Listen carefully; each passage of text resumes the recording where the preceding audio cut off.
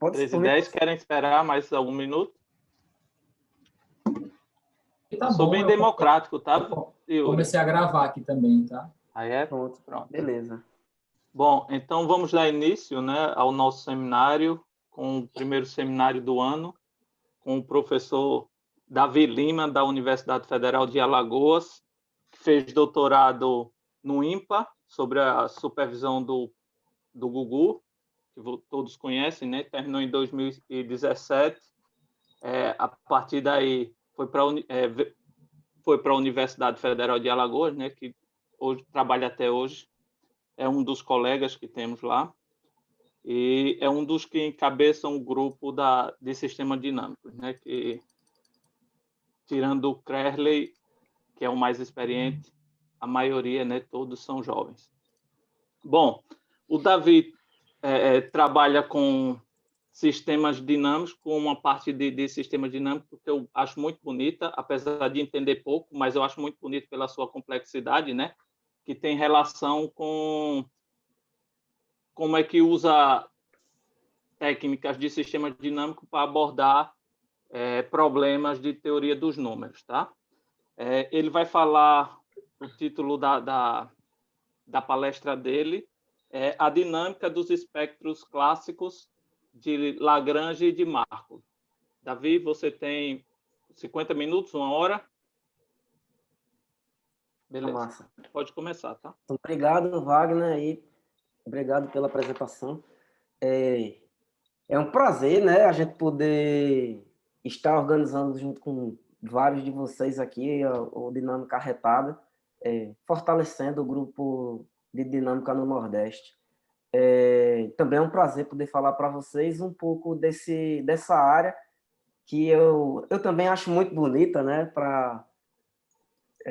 e já achava bonita antes de começar o meu doutorado. Eu não entendia o que é que o Gugu fazia, que tudo tinha conjuntos de canto, e eu não sabia por quê. E depois eu entendi, pelo menos um pouco, do porquê eles aparecem em tantos lugares. Eu decidi fazer a palestra escrevendo, em vez de slides, porque eu acho que facilita a compreensão quando a gente vai seguindo o raciocínio. E justamente por ser uma coisa que está misturando duas áreas, eu espero ser o mais didático possível. Eu sei que talvez eu me perca em algum lugar, se por alguma coisa técnica, mas eu vou tentar ser bem simples na maneira de passar o conteúdo, apesar das partes complexas que eu vou evitar para que a gente entenda as ideias gerais. Então, o título da palestra é A Dinâmica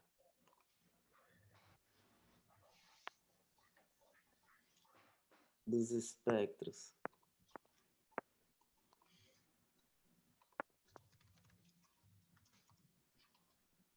Clássicos de Lagrange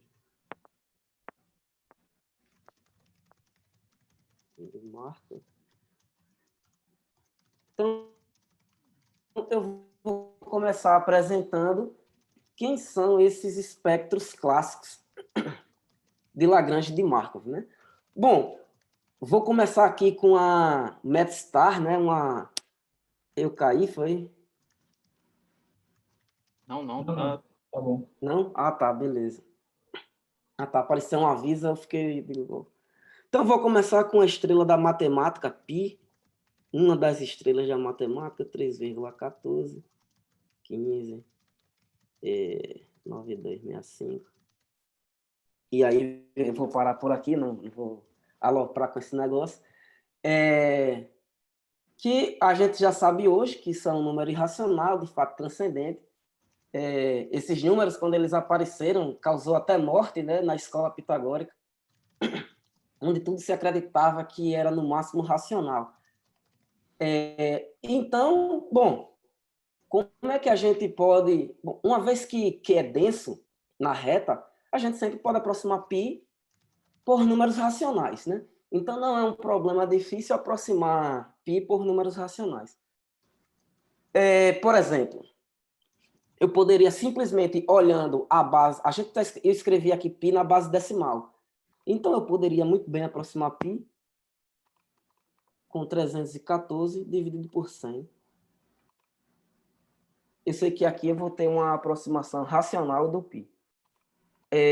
Mas existem algumas aproximações que têm uma certa maneira, de certo modo, tem mais qualidade na aproximação. Por exemplo, um jovem da antiguidade, conhecido também como Arquimedes, ele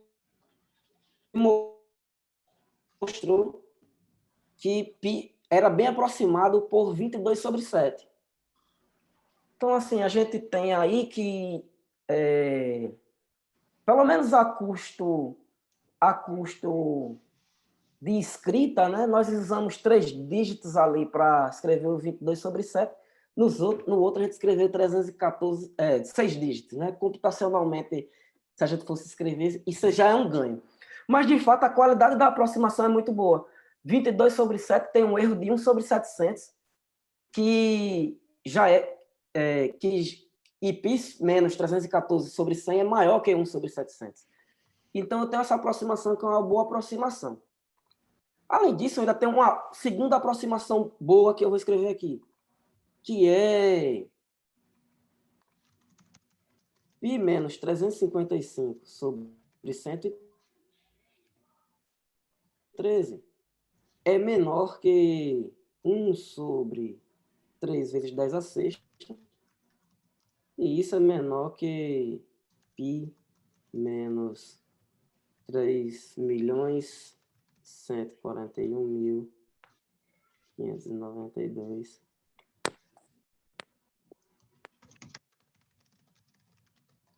sobre 10 a sexta. Tá?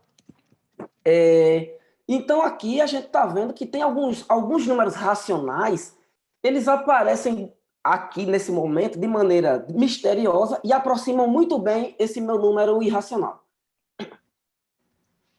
Bom, eu vou usar o algoritmo de Euclides, ou o algoritmo da divisão, para ver como é que esse racional se escreve. Então, por exemplo, o 22 sobre 7, o 22 é 3 vezes 7, mais 1, e isso implica que o 22 sobre 7 é igual a parte inteira, né, do 22 sobre 7,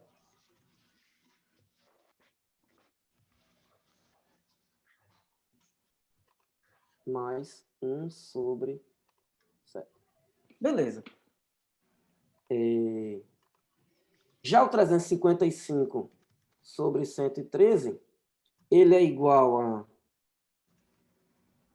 3 vezes 113 mais 16. Isso vai me dar aqui 355 sobre 113 é igual a 3 mais 16 sobre 113. E aí eu vou inverter o 16 e o 113. Vou escrever assim. Isso aqui é igual...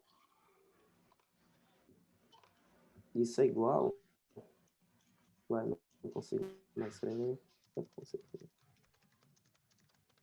Eu vou mudar de página. Deixa eu ver como é que eu mudo de página aqui. Então, o 355 sobre 113 é igual a 3 mais 16 sobre 113. E a gente pode reescrever como 3 mais 1 dividido por 113 sobre 16, que é igual a 3 mais 1 sobre... Bom, o 113 quem é? 113 é igual a 7 vezes 16 mais 1. Então, isso vai ficar 7 mais 1 sobre 16. O 16 é 15 mais 1. Então, eu tenho uma espécie de... uma fração que vai continuando, né? E cada vez mais... Bom, se eu pudesse deixar esse processo de modo rigoroso, será que essas coisas poderiam aproximar π? Bom, de fato, a gente escreve 355 sobre 103 assim. 3 representa a parte inteira, aí vem o 7 o 15 e o 1, tá? Bom, todo número racional, ficou claro pelo algoritmo que a gente fez, pode ser escrito dessa maneira, beleza? Vamos pegar um número irracional, alfa.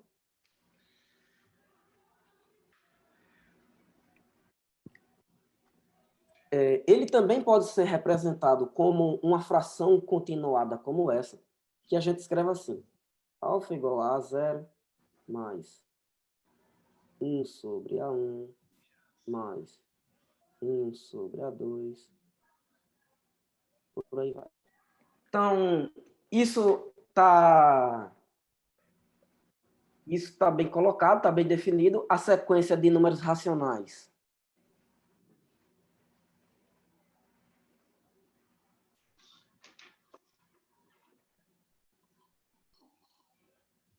é uma sequência de Cauchy e ela converge para alfa.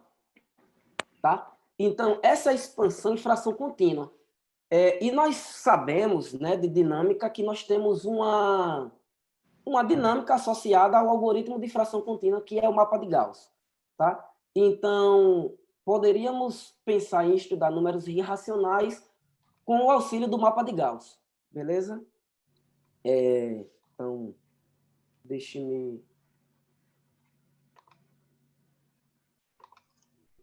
passar aqui para o próximo quadro.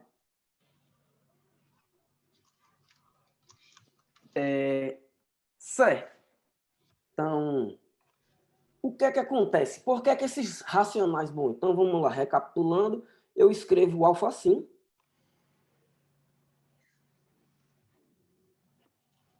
E eu tenho uma sequência de racionais Pn sobre Qn que converge para o meu irracional alfa, que é a sequência truncada. Beleza. O Lagrange, pelo menos até onde eu sei da história, né? Ele provou o seguinte, que quando você quer aproximar um irracional por um racional, e nós temos essa desigualdade, então, o racional P sobre Q tem que ser necessariamente um Pn sobre um Qn desse.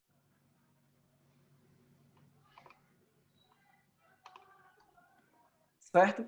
Então, veja só, quando a gente tenta aproximar números irracionais por racionais, com essa qualidade de aproximação, certo? O inverso do dobro do quadrado do denominador, então tem que ser, a fração tem que ser um dos convergentes da fração do número alfa, certo? A gente chama isso de convergente, o Pn sobre Qn. Massa, ótimo.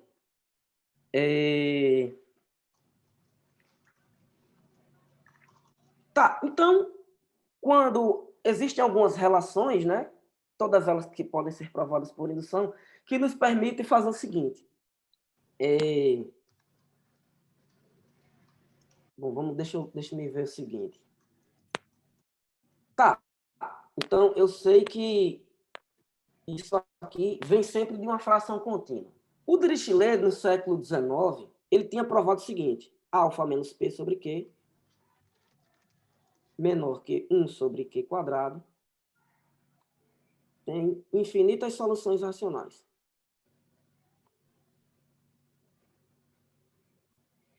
Né? Isso aqui foi o Dirichlet.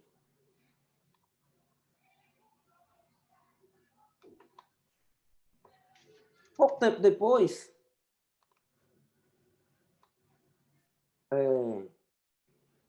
foram outras pessoas, mas a gente, em geral, acredita para o Hurwitz e para o Markov,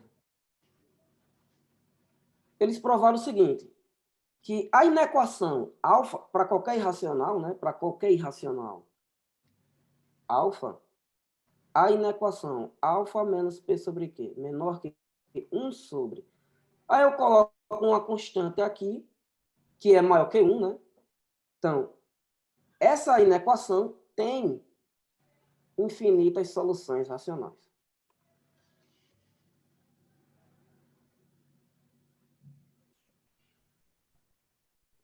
Aí, então, beleza. Então, ele melhorou, colocou uma constante maior, e naturalmente você se pergunta, não, será que eu consigo colocar algum número que é maior que raiz de 5 e esse enunciado vai valer? Bom, eles próprios, tanto o Hurwitz quanto o Markov, provaram ainda o seguinte: se o alfa for o número de ouro, e se epsilon é positivo, então o número de soluções racionais da inequação φ menos P sobre Q menor que 1 sobre raiz de 5 mais epsilon vezes Q ao quadrado, isso é finito, certo? Então, o número de soluções da inequação φ menos P sobre Q menor que 1 sobre raiz de 5 mais epsilon Q quadrado é finito. Então, eu não consigo melhorar o teorema de Hurwitz-Markov para qualquer irracional alfa, certo?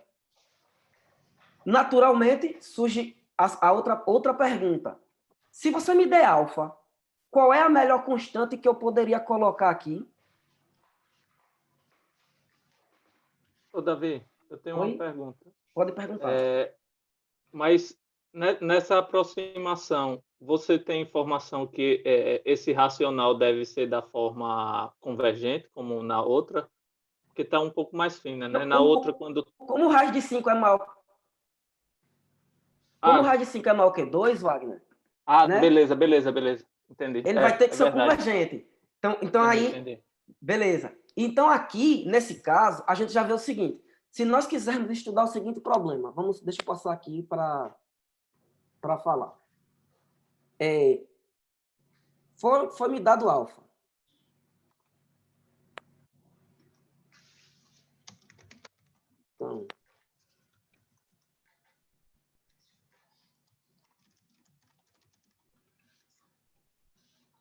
Então, dado alfa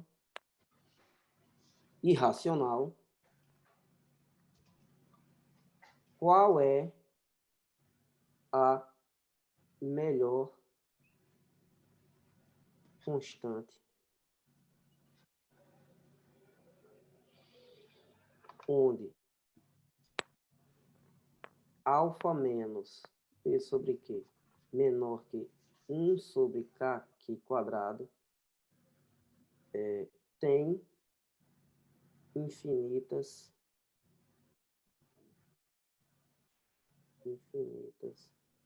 soluções racionais. Então, nesse caso, a gente sabe que esse racional tem que ser Pn sobre Qn, onde é um convergente da fração contínua. Então, o que é que você tem que fazer? Estudar o número alfa na sua expansão em fração contínua. Beleza? Rigorosamente, quem é o K? Né? Essa melhor constante aí a gente denota por K de alfa. Então, K de alfa é o supremo dos K positivos, para os quais o alfa menos P sobre Q menor que 1 sobre K quadrado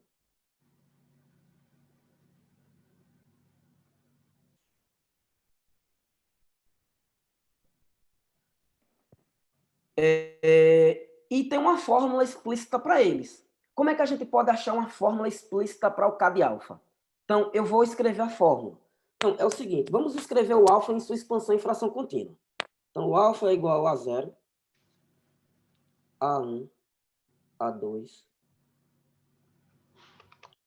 Eu vou escrever alfa n igual a AN mais 1, e beta n igual a 0, AN menos 1, até o A1. Então, o que é que a gente fez aqui? A gente saiu do primeiro termo e foi para o enésimo, certo? Esse é o alfa n. A fórmula é a seguinte: se você pegar alfa e subtrair um Pn sobre Qn, isso é igual a 1 sobre alfa n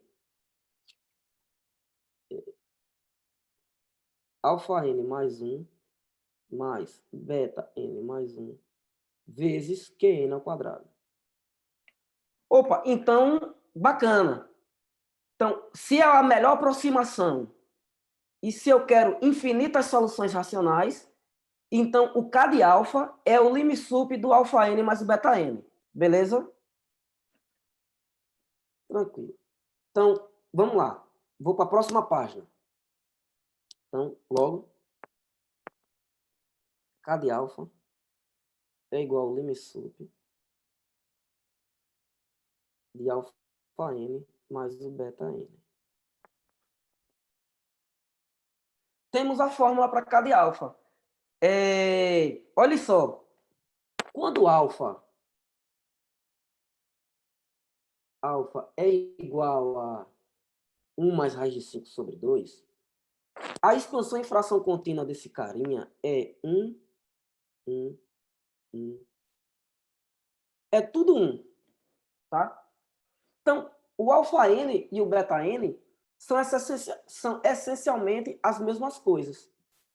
E isso, quando a gente olha o K de alfa, neste caso, que é o limsup disso, é exatamente o raiz de 5. Tá? Porque é somar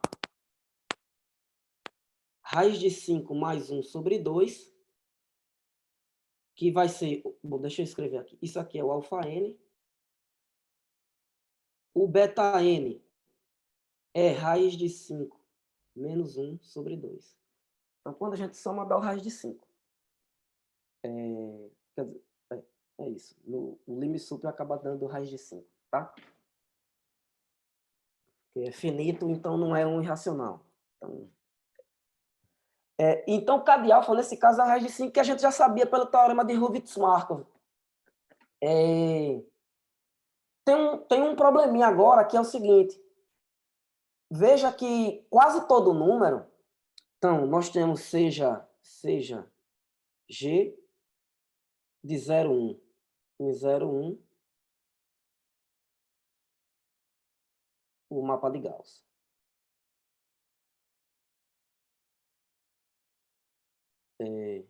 G de 0 igual a 0, e se x é diferente de 0,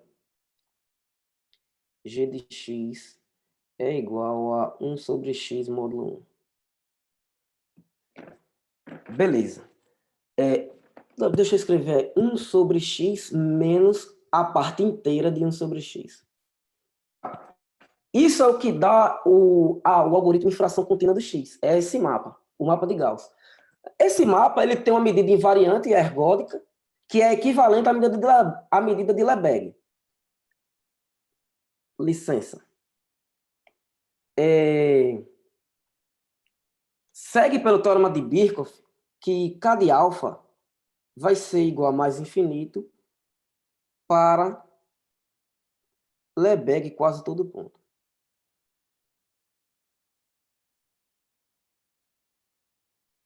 Certo? Quase todo alfa. Então, esse conjunto aqui, ó, o conjunto dos K de alfa, para os quais o alfa é irracional e o K de alfa é finito,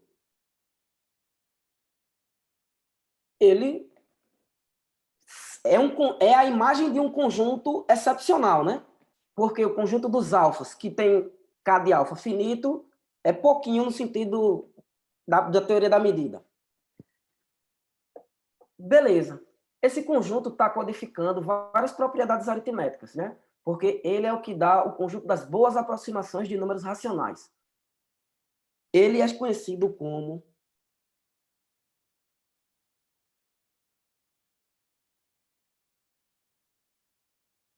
espectro de Lagrange.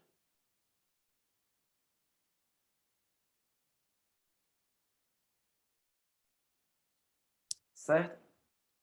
Então, o espectro de Lagrange é esse jovem. Bom, o K de alfa é finito significa que, vamos lá, o alfa para a gente é sempre A0, A1, A2, etc. Então, K de alfa finito, vou escrever limsup do alfa n mais o beta n significa que todos os AIs são limitados. Certo?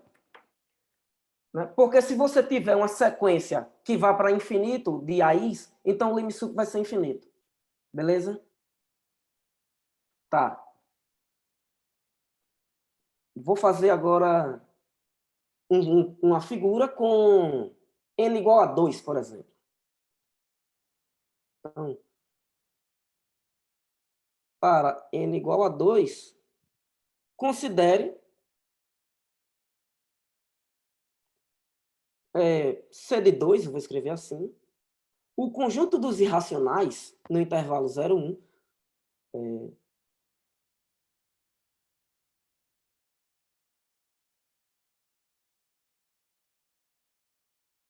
tais que o AI é sempre menor ou igual a 2 para todo I. Tá? Então, esse conjunto é um conjunto que tem medida nula, né? Porque QTP na reta, você tem que esses coeficientes são ilimitados.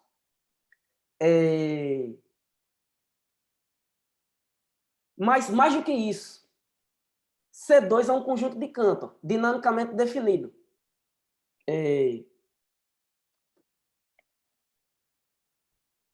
Aqui eu tenho o meio.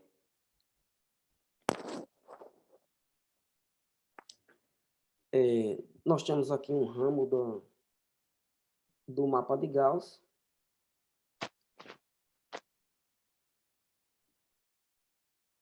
E há um intervalo aqui. Há um outro intervalo aqui. I1, vou chamar de I1. Aqui eu vou chamar de I2. Tal que C2 é justamente o maximal invariante de I1 união I2. N maior ou igual a 0. Tá? Quem é o I1 e quem é o I2? Olha, eu tenho um conjunto de números irracionais. A gente imita exatamente o que a gente sabe do conjunto de Cantor de análise na reta. Então, quem está no I1 é o conjunto dos números irracionais que começa com 1 na expansão em fração contínua. Beleza? Quem está no I2 é o conjunto dos irracionais que começa com 2 na expansão em fração contínua. Veja que aqui eu escrevi da direita para a esquerda porque o mapa de Gauss inverte a orientação. Então, o I1, talvez eu explique por que aqui o I1 é isso. O I1 é o seguinte, ele é o intervalo 0, 1.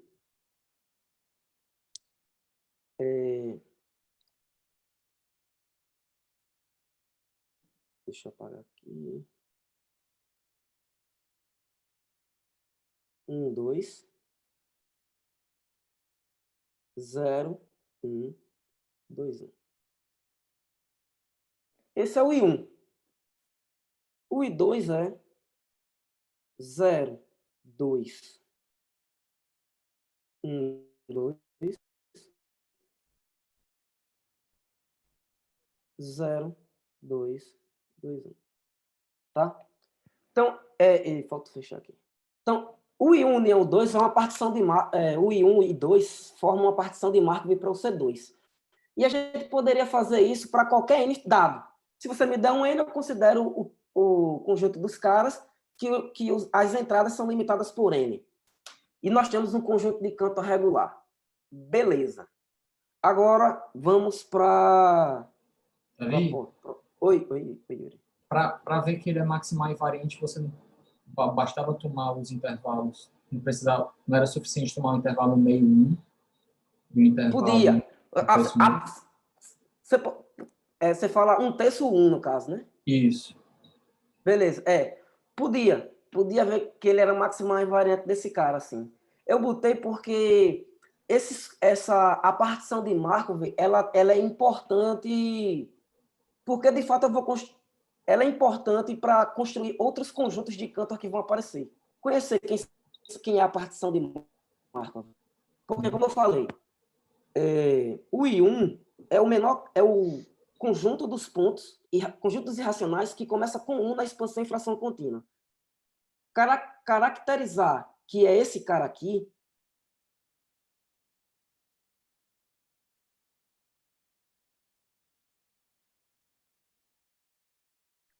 ajuda a entender a geometria limite desse conjunto de Cantor. Por exemplo, eu vou fazer um desenho de como é que o conjunto de Cantor vai se dividindo. Ele se divide assim. Aqui eu tenho o intervalo I1 e aqui eu tenho o intervalo I2. No próximo passo, o I1 vai se dividir em 2. Aqui é o I1, 1. E aqui é o I1, 2. E aí a orientação já ficou boa, né? Eu tenho um 1 com um 2 certinho. Quando eu dividir esse cara, fica o contrário. Fica I2, 1 e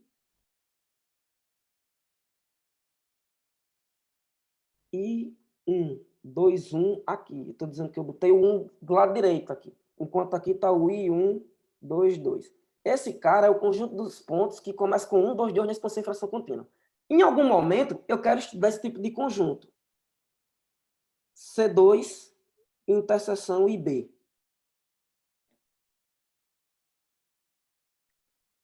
É um pouco mais complicado do que isso, mas entender o que é que está acontecendo aqui me permite construir outros conjuntos de Cantor. Porque, de fato, aqui eu tenho precisamente a partição de Markov de uma ferradura. E eu vou mostrar por que aparece uma ferradura naturalmente, bidimensional. Vou para o próximo passo, para mostrar a ferradura. Então, qual é o ponto? Eu tenho que o K de alfa é igual ao lim_sup de alfa n mais beta n. O alfa n é isso. AN mais 1, AN mais 2, e o beta n é 0, AN menos 1, A1. Finito. Beleza. Então, do lado direito eu tenho um conjunto de Cantor. Esse carinha aqui é um ponto de um conjunto de Cantor. Certo? Quando eu limito os seus coeficientes. Desse lado eu tenho um racional. Aí veio o Perron, na década de 20, nos anos 20, e mostrou o seguinte. Então, sigma é o conjunto dos naturais elevado a z. Eu tenho, naturalmente, o shift. Vamos considerar um mapa F, que vai pegar uma sequência AN e vai levar na soma, que eu vou escrever assim, da parte positiva da sequência mais a parte negativa da sequência. Tá? A parte negativa eu vou considerar do zero para trás, certo? Então, o A mais é A1, A2. E o A menos é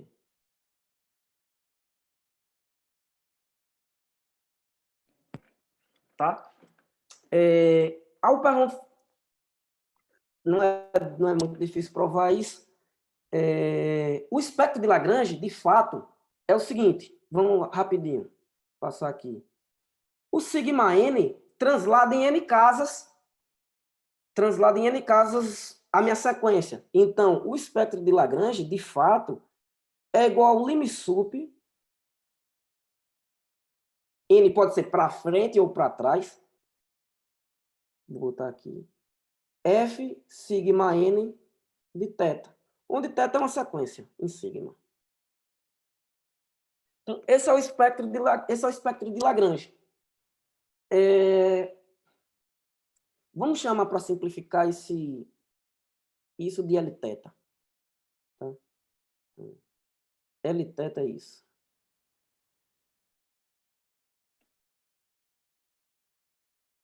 Tá? E isso aqui é justamente o lim_sup de AN mais 1, mais AN menos 1. Certo? Agora sim, se eu limitar as entradas, eu tenho que os valores de Lagrange, que é como a gente vai chamar,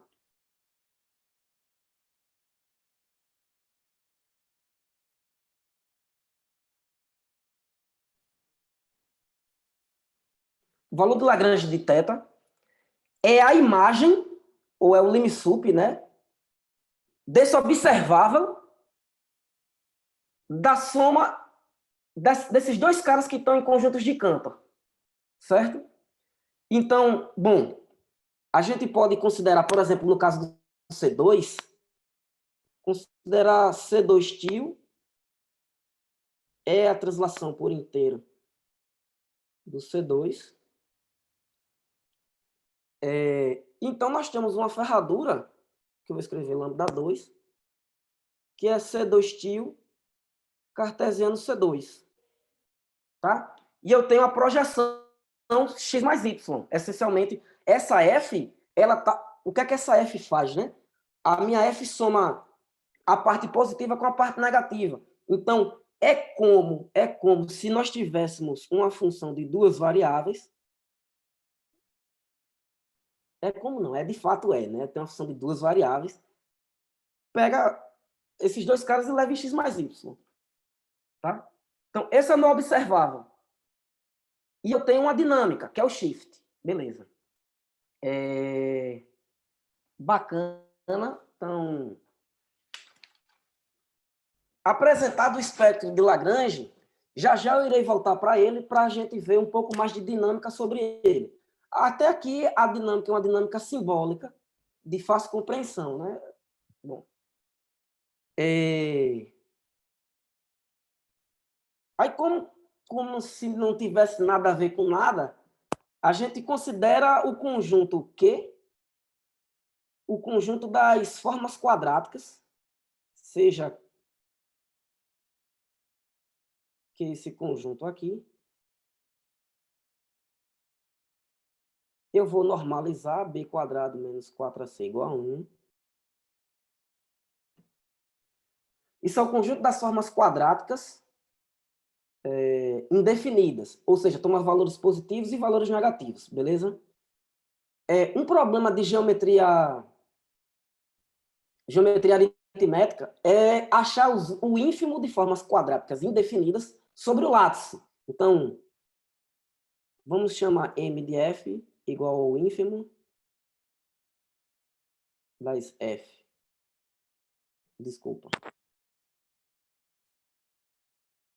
Ínfimo de f de xy, tais que xy,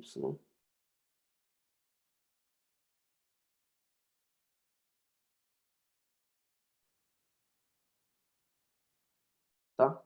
Então, eu tenho o ínfimo de formas quadráticas indefinidas no látice Z2. Então, o conjunto M, dado por 1 sobre M de F, onde F pertence a Q, deixa eu escrever daquela maneira ali, é conhecido como espectro de Markov.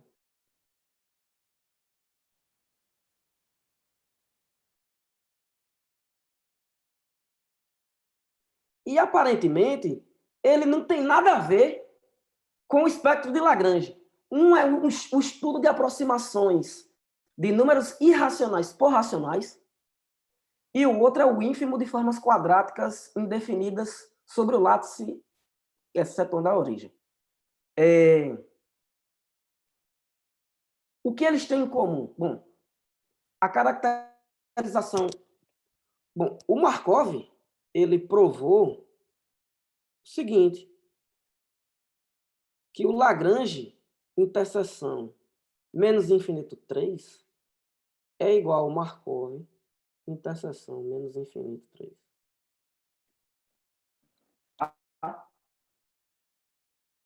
Então, não tem nada a ver, mas tem a ver. Com a caracterização do Perron, hoje a gente sabe o seguinte: o espectro de Markov é justamente o conjunto dos supremos de F sigma n de θ, n em Z aqui, onde θ está em sigma. Então, assim, é possível provar isso. Eu tenho uma recomendação para fazer.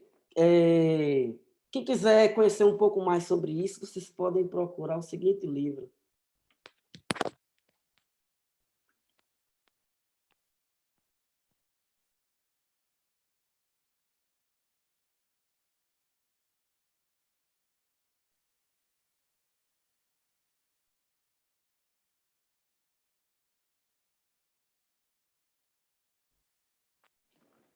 Beleza. Aí lá tem uma prova, por exemplo, disso. Tá. O que mais a gente pode falar do Markov e o Lagrange? Coloca aí os autores do livro também. Eita, poxa, velho. Disso aqui, ó, você criou o número máximo de quadros. Bom, os autores, deixa eu escrever os autores. O Matheus, o Gugu, mais formal, né? Moreira, o Sérgio Romanha e eu. Então, ainda não está disponível no Library Genesis, porque eu acho que não faz sentido, no momento, eu colocar. Mas quando eu tiver autorização, eu coloco. Bom, agora eu tenho que continuar aqui a palestra, mas encheu aqui. O que é que eu devo fazer? Sair e voltar de novo? Encher, deixa eu ver aqui. Visualizar todos os quadros brancos. Eu criei 12. Eu acho que eu posso voltar para o primeiro. Muito bem. Então, vou voltar para o primeiro. A gente apaga o quadro, né? Quando eu vou apagar aqui. Deixa eu olhar que hora é essa.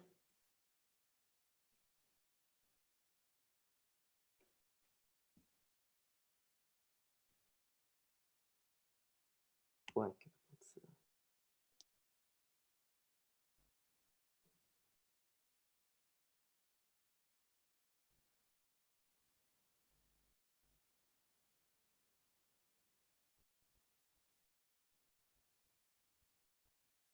Perfeito.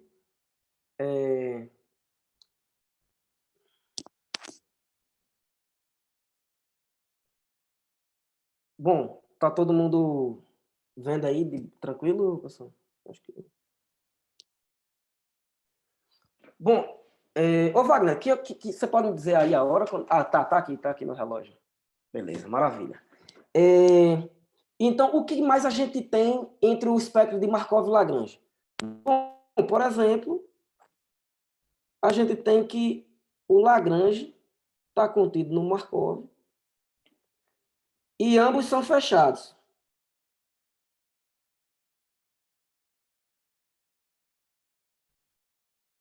Tá, beleza. O que mais, né? Deixa eu ver se olhar minhas notas para não pular nada. Ah, tá. Uma coisa interessantíssima. Eu tenho uma semi-reta contida no Markov e no Lagrange. 6 mais infinito. Isso aqui, hoje é conhecido como raio de Hall. Raio de Hall. E eu vou falar um pouco como é que dinamicamente a gente tem o raio de Hall. Então, o que é que o Hall fez? Então, em 1947, o Marshall Hall provou que Z, os números inteiros, somado com C4 mais C4 é igual a reta. Tá? Então, todos os números reais, módulo a sua parte inteira, módulo inteiro, na verdade, não é necessariamente a parte inteira. Módulo inteiro, ele é a soma de dois caras que está no C4 com C4. Certo. E o que é que ele fez? Como é que ele fez isso? Ele fez isso mostrando que C4 mais C4 é o intervalo raiz de 2 menos 1, 4 que multiplica raiz de 2 menos 1. Esse intervalo aqui ele tem tamanho maior que 1. Isso é 0,414. E o outro número é 1,65, mais ou menos. Tá? Então, esse intervalo grande que tem tamanho maior que 1. Então, com isso, ele conclui que Z mais C4 mais C4 é a reta. E isso tem consequências para o espectro de Lagrange. Quais são as consequências? Pegue um número maior ou igual a 6. Bom, como ele é maior ou igual a 6, existe um certo C0 maior ou igual a 5, tal que o L menos o C0 pertence a C4 mais C4. Beleza. E então, eu escrevo ela assim, C0 mais A1, A2, mais A menos 1, A menos 2. E nós sabemos que o AI é limitado por 4.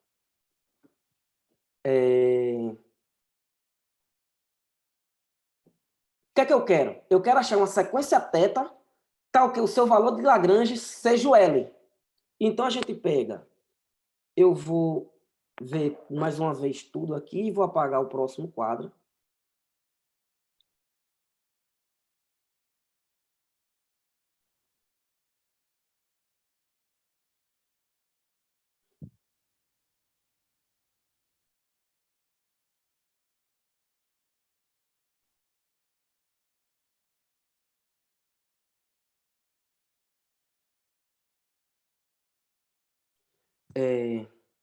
Então, seja θ a seguinte sequência. O meu L, ele se escreve assim, C0 mais 0, A1, A2, por aí vai, 0, A menos 1, A menos 2, por aí vai. Então, a gente faz o seguinte, eu coloco o C0 aqui, coloco o A1 e coloco o A menos 1. Um exemplo. Poderia ser um pedaço maior. Depois, eu vou colocar aqui o A menos 2, o A menos 1, o C0, o A1 e o A2. E eu vou crescendo esse bloco. Qual é a implicação? A implicação é que os maiores valores de F na órbita do shift é justamente no momento onde eu chego no C0, porque o C0 é maior ou igual a 5 e todos os outros são menores ou iguais a 4. Então, o limsup é sempre os maiores valores é sempre assumido quando eu chego no C0. Consequentemente, se os pedaços de θ contém cada pedaço cada vez maiores disso aqui.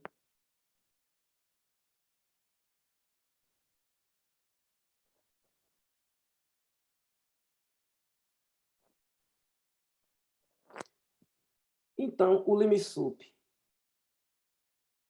de F sigma n θ é justamente o L que eu tinha inicialmente, tá? Porque a minha F, lembrando, a minha F pega esse cara, soma a fração contínua daqui e depois soma a fração contínua daqui, certo? Quando você está olhando na órbita do shift, você translada, tá?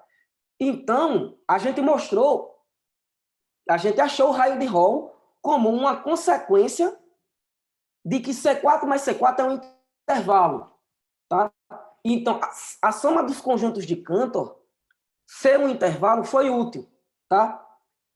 né, para a gente obter essa consequência nos espectros de Lagrange de Markov. Então, o que é a soma de conjuntos de Cantor? É só a imagem de alguma projeção ou de alguma submersão do plano na reta. Tá?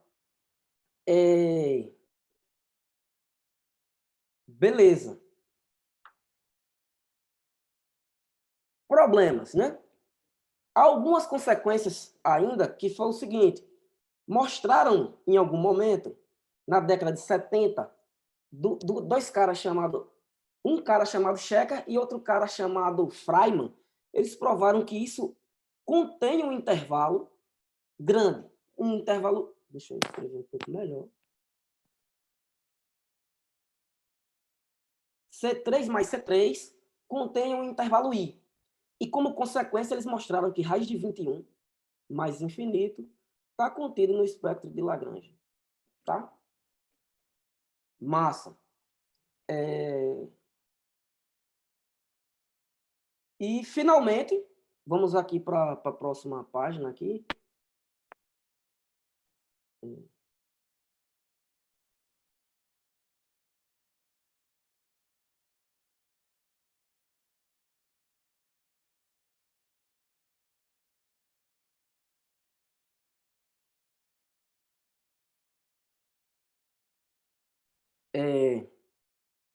Finalmente,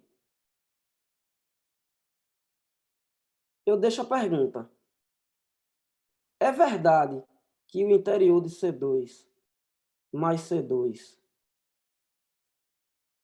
é diferente do vazio? Bom, o Gugu e o Iocós, eles têm um teorema que diz o seguinte: quando a soma das dimensões de Hausdorff, isso de fato provava uma conjectura do Jacob.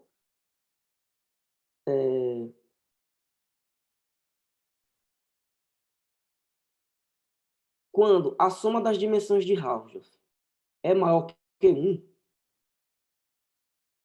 então o interior de...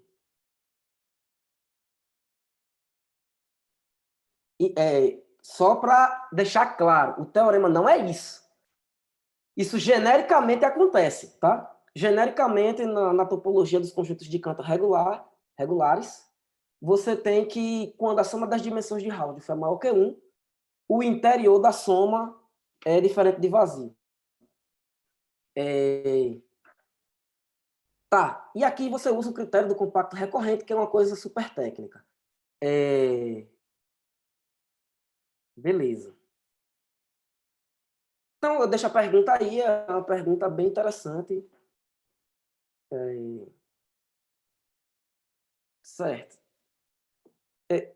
Para finalizar a parte do raio de Hall, a gente tem que, de fato, existe uma constante que a gente chama de CDF, que é a constante de Freiman, onde isso aqui acontece.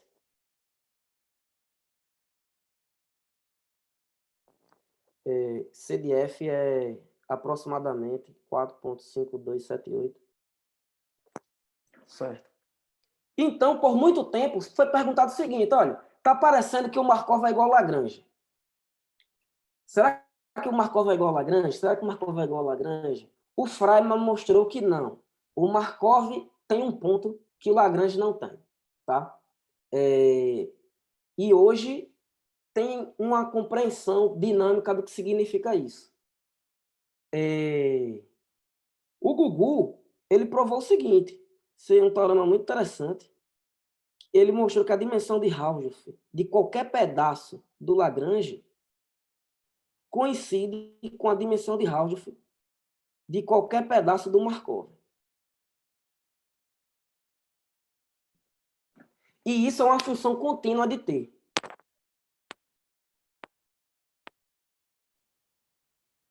E sobre o ejetor em 0,1.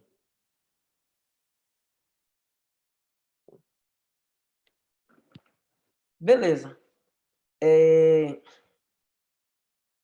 E aqui, qual é a ideia? É aproximar o espectro de Lagrange e o de Markov por somas de conjuntos de Cantor. Tá? É,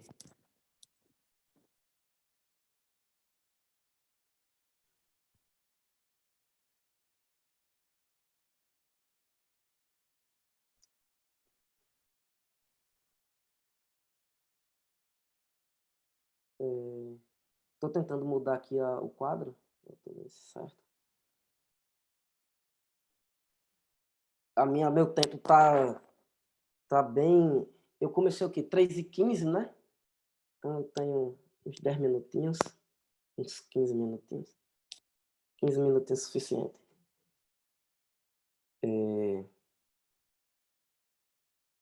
Então, o Gugu e o Matheus provaram um resultado que implica... Eles mostraram que a dimensão de Hausdorff de fato é menor que 0,88, maior que 0,53. E isso implica que o interior do Markov menos o Lagrange é vazio, certo? Porque a dimensão de Hausdorff foi menor que 1. Certo. Nas demonstrações deles, todas as porções do Markov menos o Lagrange são subconjuntos fechados. E aí, perguntaram certa vez ao Matheus, um cara chamado Thierry Busch, perguntou se o Markov menos o Lagrange é um subconjunto fechado. Então, o pessoal faz assim, né? Então, eu, o Matheus, o Gugu e o Sanduel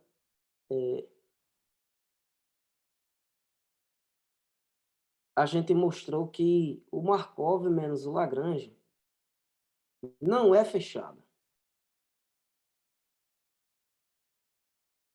Certo? A gente exibiu uma sequência de caras que está no Markov e não no Lagrange, que convergem para um ponto de Lagrange. Tá? Beleza.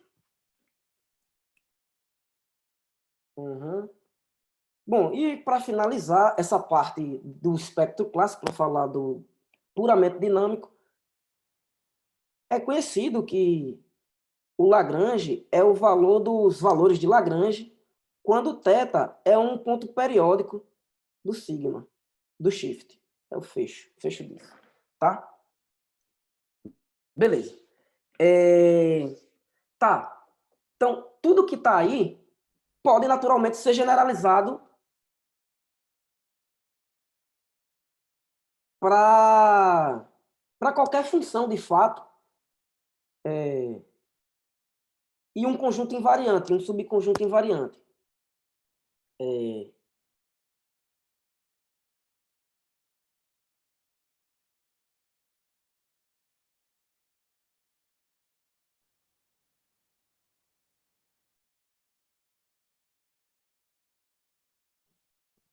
Então, vamos considerar um diffeomorfismo φ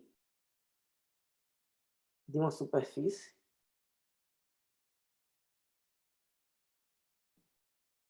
de classe C2 com uma ferradura lambda.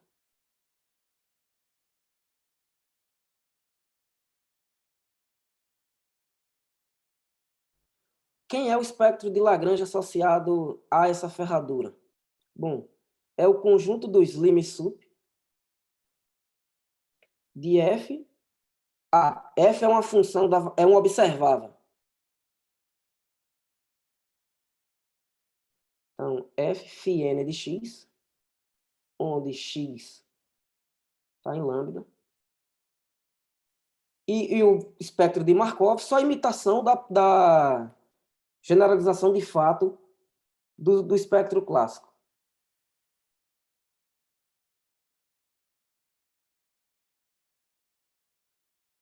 Tá. Quais propriedades esses espectros dinâmicos eles têm em comum com o espectro clássico? Então, o Gugu com o Sérgio provaram o seguinte: na maioria dos casos, E tipicamente, isso significa que para abertos de Diffel, o residual de Diffels com ferradura maior que 1, então, se você tiver um Diffel com a ferradura maior que 1, tipicamente, o interior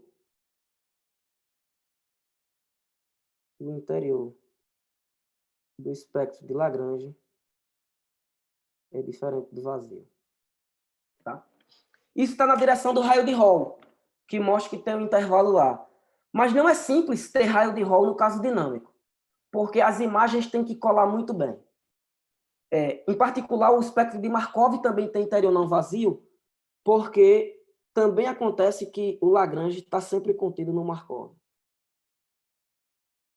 Certo? O Sanduel mostrou que o Lagrange continua sendo... Por que eu não consigo escrever aqui?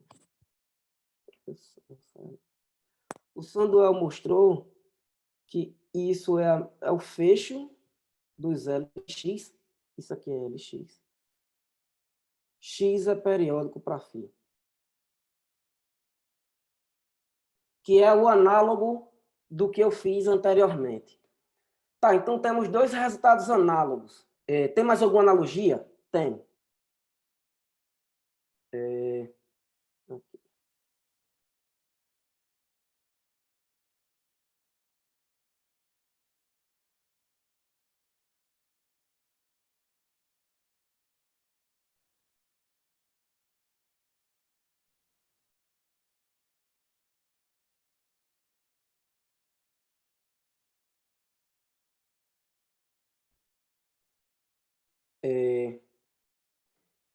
O Matheus, o Gugu com a Aline provaram o seguinte, que genericamente no mundo conservativo, se φ é conservativo,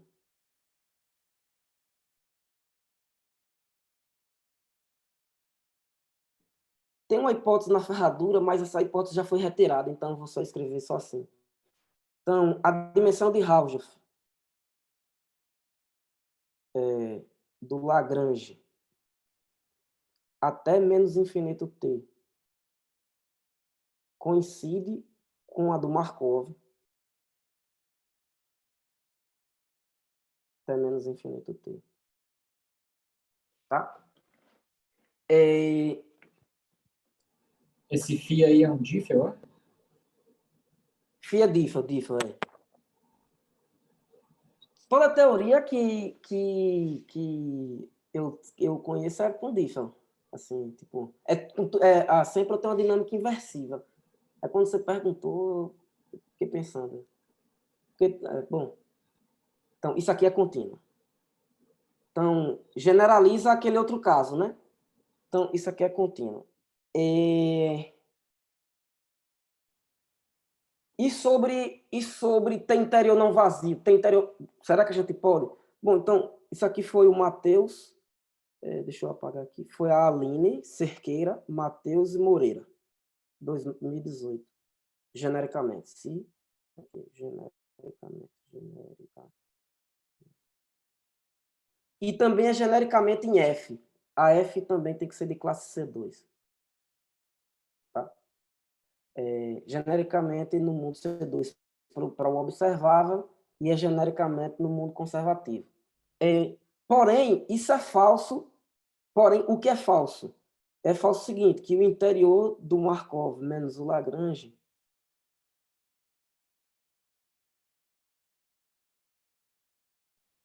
isso pode ter interior para um aberto de Diffels e de Fs. Tá? Isso aqui foi eu e o Google. Então, a gente já viu propriedades que coincidem e propriedades que não coincidem. Tem alguma propriedade que existe, que tem no mundo dinâmico e não é sabido para o mundo clássico? Isso, de fato, vai ajudar muito a dizer, olha, os espectros dinâmicos, eles são fontes de conjecturas para o espectro clássico. Então, a resposta é, tem um resultado conhecido, que é o seguinte.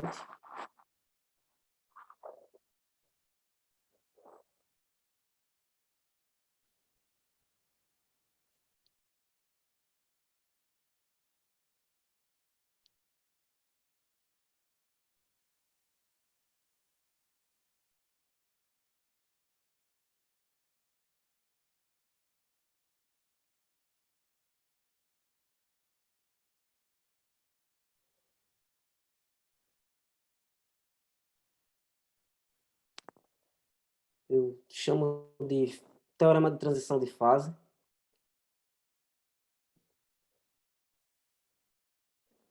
Em muitos casos, seja φ, tipicamente, vamos escrever assim. Então, tipicamente, no mundo conservativo, tipicamente, no mundo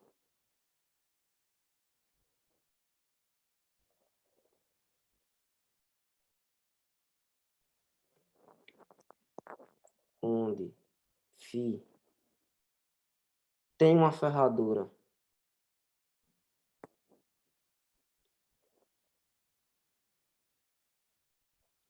lambda com maior que 1, se A é igual ao menor momento, ao primeiro momento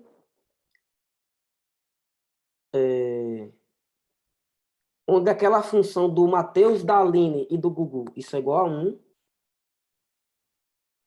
Então, se isso acontece, lembrando quem é o DDT? DDT é a dimensão de Hausdorff do Lagrange até menos infinito t. Então, a medida de Lebesgue do Lagrange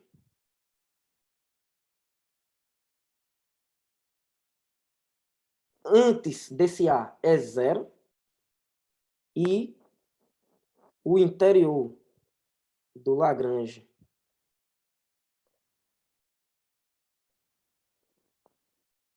depois do A é diferente de vazio. Então, tem uma transição de fase. O cara tem medida 0 e depois ele tem interior não vazio. Certo? Então, isso genericamente. Tem um residual de diffeomorfismos e um residual de funções F em um residual. F em um residual. CK. K maior ou igual a 2. Essa condição da Lebesgue aí é direta, né? Qual? A condição de Lebesgue C0 é direta, né? Porque a dimensão vai ser a condição de Lebesgue C0 é direta, porque antes a dimensão é menor que 1. Uhum. Então, de fato, Bom, isso aqui é um teorema que eu provei na minha tese. E aqui, de fato, mostra toda a dinâmica que você precisa. Quer dizer, mostra muito de dinâmica que você precisa para os espectros.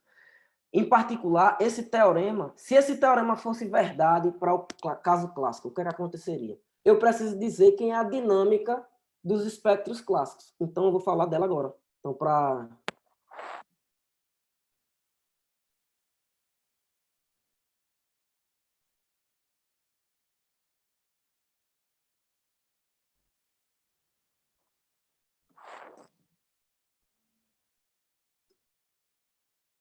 Então, como é que a gente pode recuperar o espectro dinâmico, o espectro clássico do espectro dinâmico, para que a gente possa usar toda a teoria de dinâmica hiperbólica, né?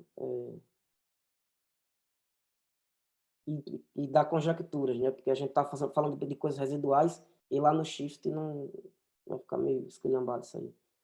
Bom, quem é a dinâmica do espectro clássico? A dinâmica do espectro clássico é a seguinte: eu vou pegar φ de xy, na primeira coordenada eu vou colocar g de x, que é o mapa de Gauss. Porque quando eu olhar o x com a expansão em fração contínua, o que é que g faz quando ele pega esse cara? Ele apaga. tá? Então, eu faço isso. Só que lá eu faço o seguinte, quando eu olho o A1, eu somo aqui com o A0 veio para cá, certo? Isso aqui é o F de sigma θ, onde θ é a sequência AI.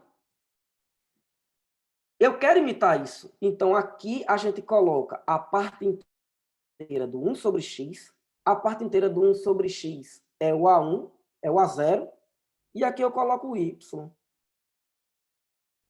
Tá? 1 sobre y. Então, essa é a dinâmica. Essa é a dinâmica suave que a gente vai estudar. O mapa é o f de xy igual a x mais y. E eu tenho uma sequência de ferraduras que vão ser aquelas cetil K, cartesiano CK.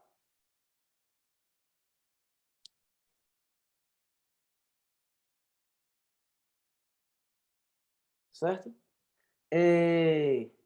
Beleza. O que é que a gente pode falar para essa dinâmica, para esse F, para essa coleção de ferraduras? Então,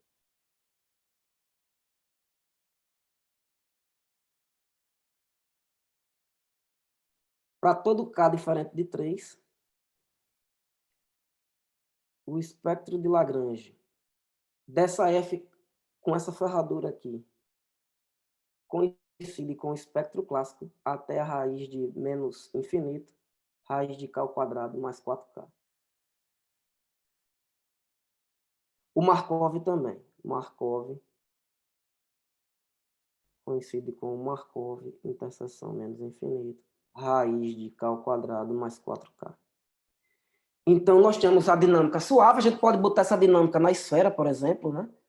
A fita na esfera, nós temos esse observável, e, de fato, φ é conservativo. Tá? Também nós mostramos que φ é conservativo, isso é um resultado da década de 80, que veio, se eu não me engano, com o estudo da dinâmica simbólica do fluxo geodésico no plano hiperbólico, uma coisa interessante. Então, de fato, o espectro clássico é um espectro dinâmico. E a gente tem a seguinte conjectura.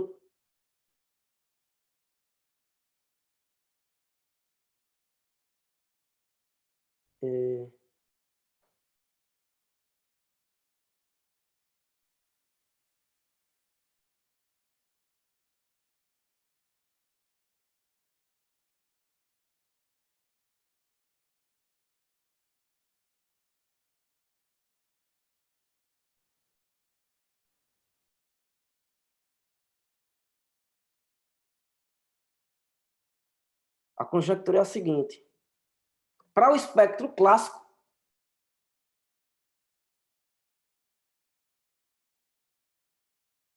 seja A igual ao ínfimo dos t's reais, né? Mas tanto faz, nesse caso vai ser real. Parece que o d de t é igual a 1.